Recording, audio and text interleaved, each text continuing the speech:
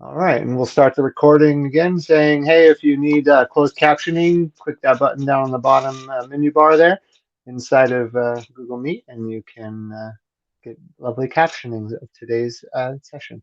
So today I'm going to walk you through some pretty handy, fun ways to customize your Slack instance. Um, and to make it work for you and the way that you like to use it, we're going to actually look at themes. We're going to see some accessibility features with inside of Slack because that sometimes can be helpful as well. And most of you could probably see my screen, but it's not the easiest to read because it is tiny and small, and I am half blind. And so I like to make my instances a little bit bigger. So I'm going to jump in here in this main menu, and I'm going to go to Preferences right off the bat. And I'm going to start with the accessibility options here. And inside of Slack, there are several options. You'll see a different menu depending if you're using a desktop app or you're using a browser. In the browser, the same similar accessibility functions are capable, but they're not listed here. So let me show you what that looks like on the inside the app itself. I'm going to come here to Preferences, and you'll see in accessibility, I have a zoom percentage, but the browser version of Slack, if you're using that within your browser, you can just use your normal browser shortcuts to zoom in or zoom out. The challenge with that is it resets every time you load your window or your experience. Whereas on the app, if you download the desktop app, it'll always be stay to where you have it. So currently I have mine set at 125% just to increase it for today's meeting, but that's also what I tend to do anyways, because it's just easier to read and see things. So inside the browser, I'm going to use Command, I'm on a Mac, or Control if you're on a PC, and the plus sign to increase the visual size of things. Now, do note that as you get bigger, you lose some functionality, like the sidebar may not, like if I go to Threads here, it now loads Threads in its own window and overwrites it rather than in the side. But if I zoom out a little bit here, actually, that would do it either way. I'm trying to think here. How did I? So like if you have a, let's see, find a channel that somebody replied to. Anyways, that thread sidebar will sometimes disappear. You'll have to go to all threads to see them if you're in a browser window. And so that's the first little accessibility feature I want to highlight is that you can adjust your zoom settings. There's also items to underline links to websites. Sometimes the color differentiation, if you have any kind of color blindness, it makes it difficult to see. So you can actually turn this on, and then all of those links will be underlined within whenever there's a link within the thing. And I don't have one up right here. Let me go to the announcements tab. As you can see now, this one has a line underneath it, which just kind of helps bring it out, make it more noticeable. Which could be helpful even if you don't have color blindness. It could just help you be able to see that a little bit better. There's also options for customizing your screen reader appearance. You can actually send a message. You can play a sound when you send a message. So if you're hard of hearing and want to make sure that your message sent, or hard of sight, not hearing, then you can play a sound when you receive a direct message or when you send a message. And then there's some options here for what your key that I want to highlight too for keyboard shortcuts. And they've actually built these right into Slack, and this helps make navigating around sometimes very easy.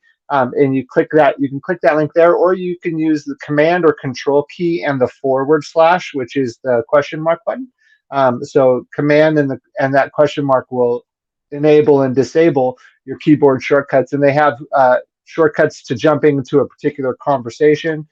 You can actually click, I'm doing Command K or Control K, and I can then type in, I want to go to the LAP random channel, and then, or announcements, and that'll take me right to that channel, but I'm already there, so it didn't happen. You can also browse channels, and there's a bunch of different navigating options within the item itself. A real quick, fun thing to do, if you're in a channel that you have editing capabilities, I'm going to come here. If I hit Command or Control and the up key, it takes you, well, it's supposed to take me. It's not. Maybe that's only on the desktop app. Let me jump over there and see. And go to this message to David. Well, you're supposed to be able to click the command and oh yeah, it takes you to the last message in that channel and turns it into editing mode. So Command up or Control up, and it will just take you to that last message you posted. And that's kind of a fun thing there. And I just showed everybody that JR shouted out at me during a meeting and told me I wasn't paying attention. It was pretty funny. Anyhow, so yeah, so that's a feature there. Accessibility. See if there's anything else here. You can disable the animated GIFs and emojis. So if the motion is a concern to you, you're able to turn that off. And yeah, the keyboard shortcuts, and you can change what that up arrow does. You can just make it so that in a channel, pressing up automatically edits your last message if you like that. The major thing I want to highlight today, besides those keyboard shortcuts, is themes. Now, you can make Slack look however you want it to look.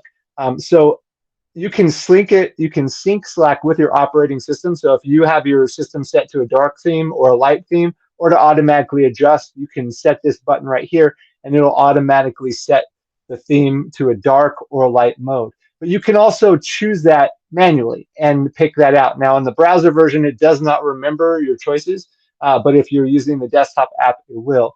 And you can, along with choosing that, you can also select colors. So I think I'm here. Yeah, I'm in my my theme here, and I have it set to light for now. But you can go to dark theme here. And you can change the colors. And today's challenge is for you to choose some colors and play around with the color pickers here and create a theme, and then share that out inside of today's 10-day channel challenge, which I will post shortly. And the way that you do that is once you get your colors set the way that you like them, you can copy this color setting right here, and then you can paste it into a channel. So I'm going to show you here in my personal channel. I've pasted several different themes that I found on a website that Dave Harder gave me that I'm just going to show you.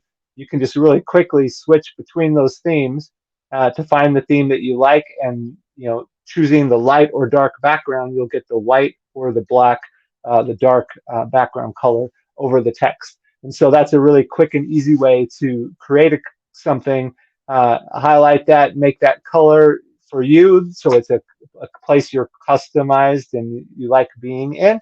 And then you can also share that out. So today we're going to share you what your favorite theme is. You can also find in the preferences here and the theme option, you'll find several preset themes. They have some ones that are all classic themes, or some ones that other people have created that kind of set a mood and kind of create some here. And I'll also share out a website in the challenge today that you can go and find one that you love, and then just the goal is to share this your custom theme by grabbing those colors and letting other people try them out. And so, and then when you paste that in to the challenge today, you'll be able to see it like I had in my channel here.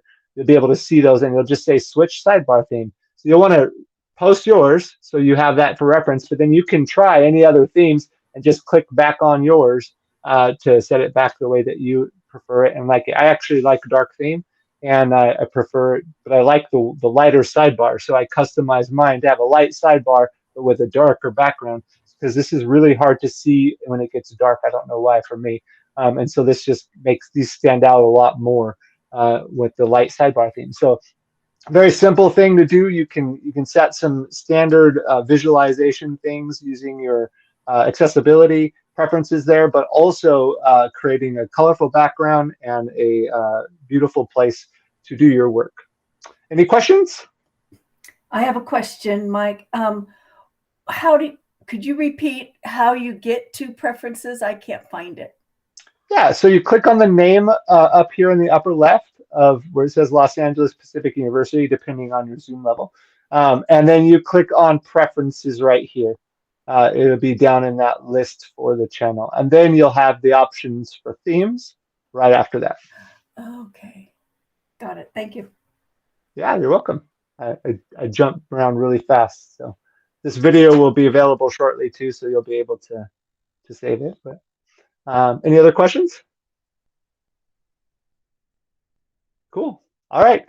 So have some fun, pick some fun colors, and play with some set themes. I'll post the challenge right now and share out this website that Dave Harder just shared with me, and you'll be able to grab, you can copy any of their color themes and paste them in your own channel for practice, and do kind of what I did here. Just switch through them, find the one you like, and then copy those color schemes and share them out.